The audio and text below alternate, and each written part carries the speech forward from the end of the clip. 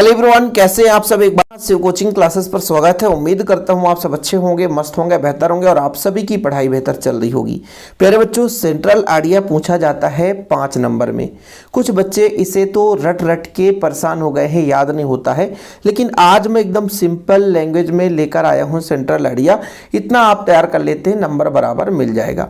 बच्चों ध्यान रखना, जैसे यहाँ पे आपको 3 लाइन तो दिख रहा है, यदि ये 3 लाइन अभी याद कर लेते हो और अपने कॉपी में बच्चों इसको 7 लाइन बनाकर लिख सकते हो। कैसे कि जैसे बच्चों आप लोगों ने लिखा दा, और दा के बाद आपको स्पेस देना है, जैसे ऐसे लिख दिया दा, फिर स्पेस देना है बच्चों पोयम, है ना। फिर बच्चों स्पेस देना है एक्सप्रेस, है ना।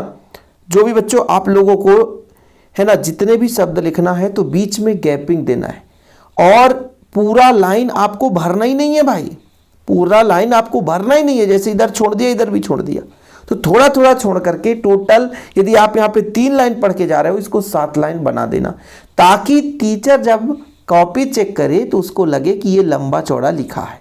ठीक है, अब इसके अर्थ को भी समझना बहुत जरूरी रहता है। जैसे पहला जो अपना सेंट्रल आइडिया है, माई मदर एट 66, मतलब मेरी माँ की जो आयु है कितनी है बच्चों, 66, यानी 66 वर्ष में है। The poem express the poet pain on seeing her mother growing old and weak. जो पोएम है यानी कविता है, उसमें एक्सप्रेस मतलब दिखाया गया है पोएट के द्वारा। क्या दिखाया गया है कि कवित्री पेन ऑन सीइंग यानी दर्द को देखती है हर माँ, उसकी माँ को, ग्रोइंग ओल्ड एंड वीक, जब उसकी माँ बूढ़ी हो जाती है तो किस प्रकार से उसका दर्द होता है, उसकी कमजोरी को देख करके, उसके दर्द को देखकर यहाँ पर व्यक्त की है ना। देखो ना, द पोएम एक्सप्रेस, थोड़ा अर्थ को समझो। The poem express the poet's pain on seeing her mother growing old and weak, मतलब उसके बूढ़ेपन में जो दर्द है, जो कमजोरी है, उसके दर्द को देखती है, पोएट देखती है ना।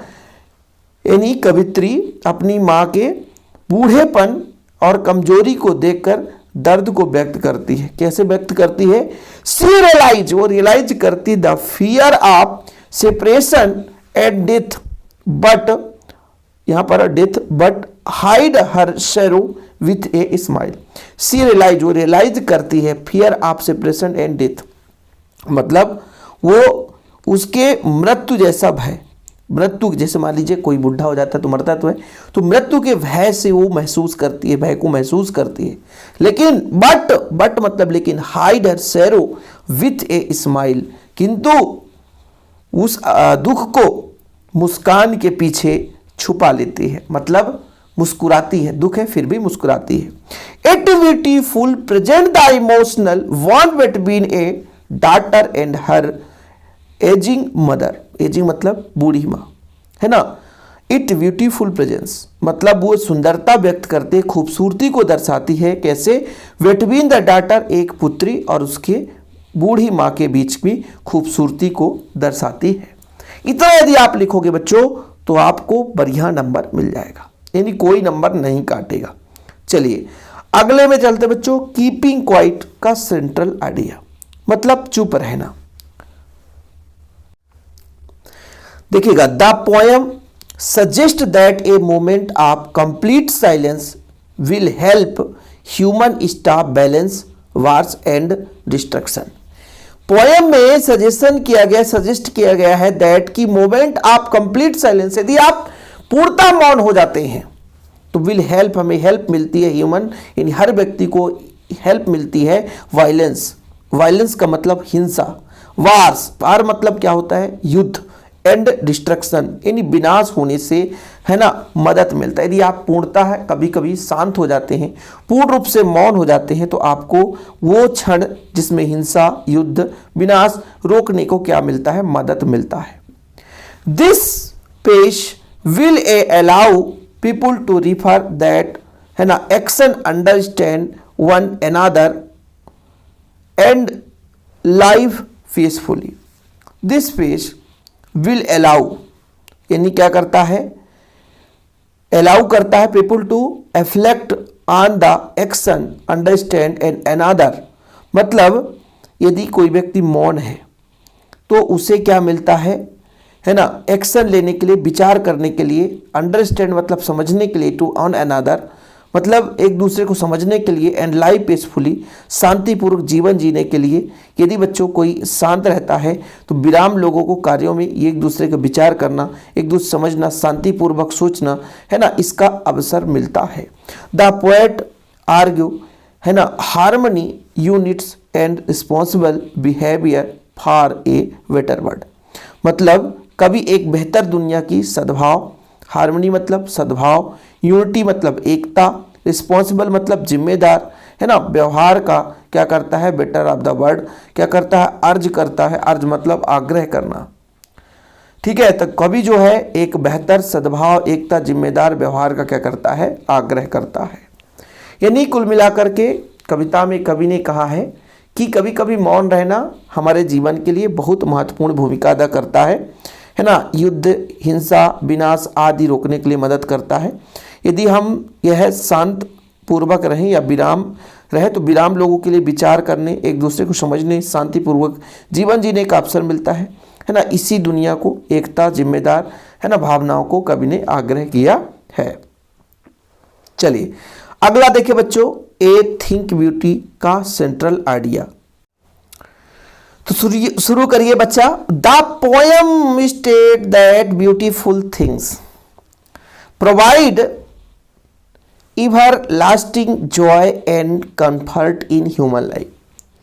पोएट स्टेट दैट ब्यूटीफुल मतलब पोएम में कहा गया है कि हर ब्यूटीफुल थिंग्स मतलब सभी जो सुंदर वस्तुएं हैं, प्रोवाइड हमें क्या प्रोवाइड करती हैं, एवर लास्टिंग जॉय आनंद, कंफर्ट मतलब एक सुकून, है ना, human life.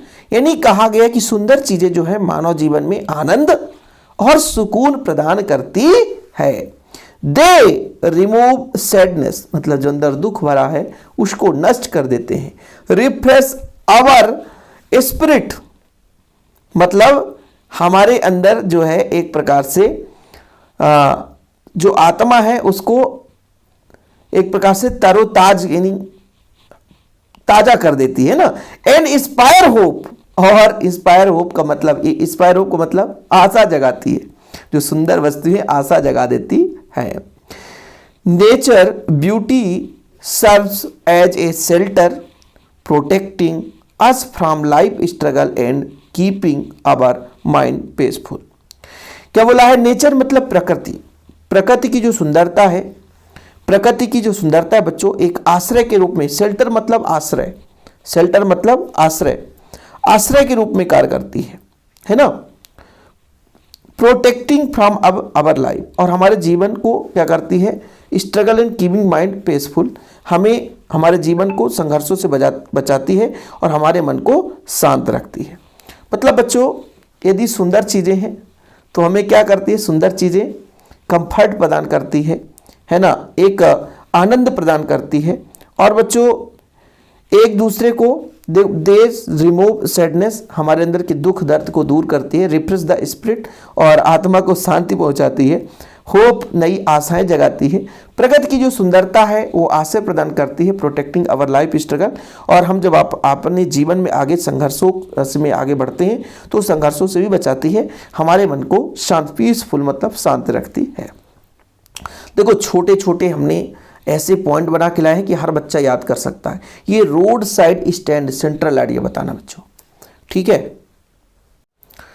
The poem show the helplessness of poor village who set up road side stall. मतलब यहाँ पे जो कविता है, कविता में कवि ने एक गांव के गरीब व्यक्ति, पुअर विलेजर्स यानी एक गांव के गरीब व्यक्ति की सेट अप ए रोड साइड स्टॉल, है ना, ग्रामीण के बेबसी को दर्शाता है। जो क्या किया है बच्चों, सेट अप यानी सेट किया है रोड साइड स्टॉल, जो कि सड़क के किनारे स्टॉल लगाता है ना। मतलब कविता में गरीब के जीवन के यानी ग्रामीण के बेबसी को वर्णन किया है। शहर के जो कि उन लोगों से उम्मीद करता है ना, देखो ना, सपोर्ट फ्रॉम सिटी पीपल, जो कि ये उम्मीद करता है कि शहर के लोग उसे सपोर्ट करेंगे। बट ट्रेवल्स इग्नोर देम, लेकिन यात्री उसे इग्नोर कर देते हैं। डीपिंग देयर मेजरी, मतलब उसे क्या करते हैं, एक प्रकार से अनदेखा कर देते हैं। और सामाजिक असमानता की, है ना, द प्रोटेक्ट सोशल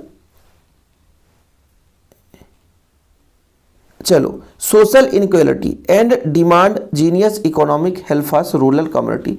मतलब यहाँ पर कवि ने कविता में एक ऐसे बेबसी गरीब व्यक्ति का वर्णन किया है जो कि रोड साइड में स्टॉल लगाया है, hopping the support from city people, और आशा किया है कि शहर के लोग उसे क्या करते हैं, मतलब सपोर्ट करेंगे। शहर के लोगों से उम्मीद जगा के रखा है, लेकिन यात्री उसे अनदेखा कर देते हैं। बट ट्रेवल्स इग्नोर देम, यात्री उसे अनदेखा कर देते हैं और उसे क्या करते हैं, अनदेखा कर देते हैं, और जिसके कारण, है ना, उनकी पीड़ा बढ़ जाती है।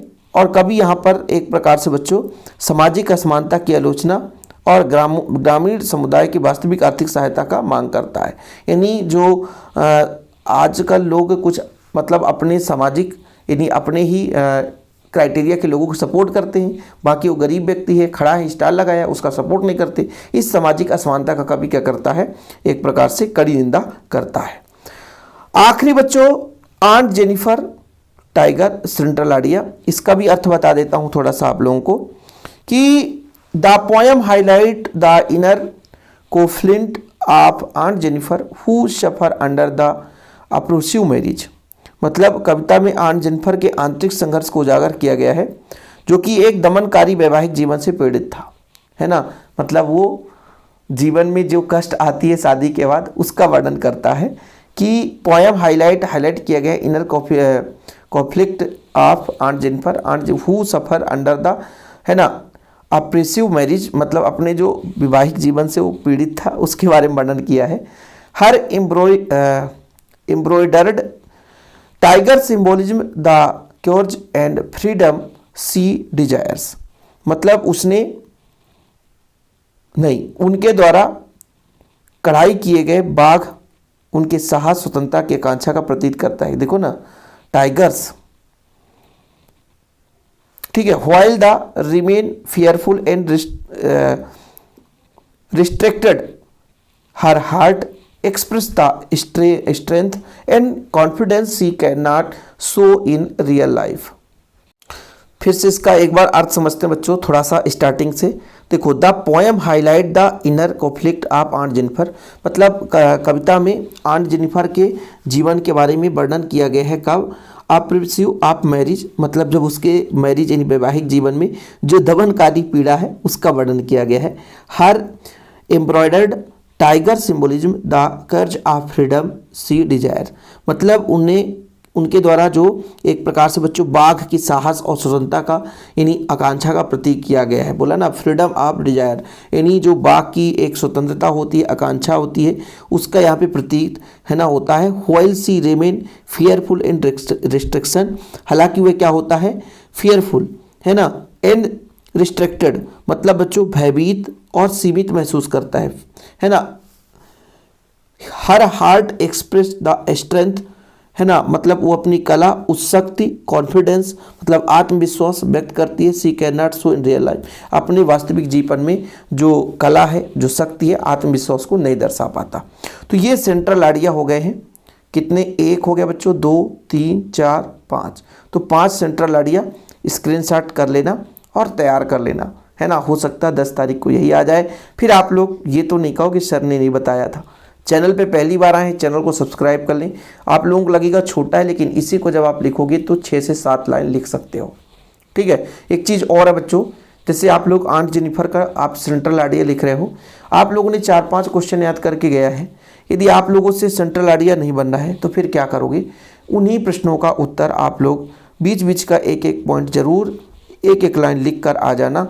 इतना ध्यान रखना, आप लोग गलती मत करना, क्वेश्चन पूरे अटेंड करके आना। फिलहाल अभी के लिए इतना ही। आज के लिए बच्चों अभी आप लोग इस वीडियो को बढ़िया तैयार कर लेना।